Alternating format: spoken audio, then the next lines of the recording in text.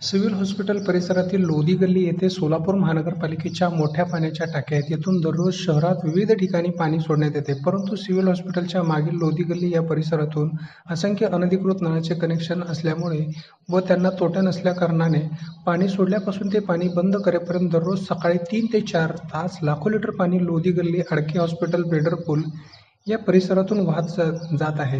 गेले अनेक महिने हे चित्र दिसत असून येथील नागरिकांनी अक्षरशः रस्त्यावर जागोजागी पाण्याच्या पाईपलाईनला अनधिकृतपणे फोडून रस्त्यावरच असंख्य नळाचे कनेक्शन्स घेतलेले दिसत आहेत. आज दुपारी 12 वाजण्याच्या सुमारास येथील मुख्य पाईपलाईनमधून प्रचंड गळती होऊन फार मोठ्या प्रमाणात पाण्याची नासाडी झालेली आहे. एकीकडे सोलापूरला 6 दिवसांनी पाणीपुरवठा होत आहे. उजनी धरण मायनसमध्ये गेल्यामुळे तिबार पंपिंग केले जात आहे व त्यात लोकांच्या टॅक्स स्वरूपी पैशातून कोट्यवधी रुपयांचा चुराडा केला जात आहे. भारतातील सर्वात मोठी स्काडा प्रणाली स्मार्ट सिटीच्या माध्यमातून सोलापुरात कार्यान्वित करण्यात आली, परंतु त्याचा संपूर्ण बोजवारा उडालेला दिसत आहे. गेले कित्येक महिने होणाऱ्या दररोजच्या या पाण्याच्या नासाडीमुळे येथील केलेले रस्ते उखडून मोठे खड्डे पडलेले आहेत.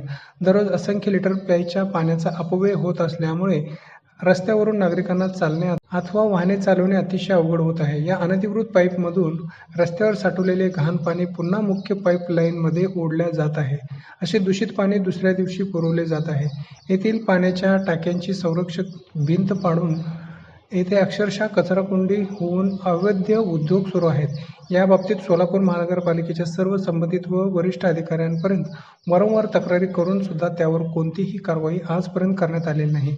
अधिकृत नळ कनेक्शन असणाऱ्या पाईपमध्ये गळती झाल्यास पुन्हा महानगरपालिका तात्काळ त्यांना नोटीस बजावते व दंड करते, परंतु येथील अनधिकृत नळाच्या कनेक्शन्सवर दररोज होणाऱ्या लाखो लिटर पाण्याच्या नासाडीबद्दल सर्व संबंधित अधिकारी का डोळे झाक करत आहेत, हा औत्सुक्याचा विषय म्हणावा लागेल.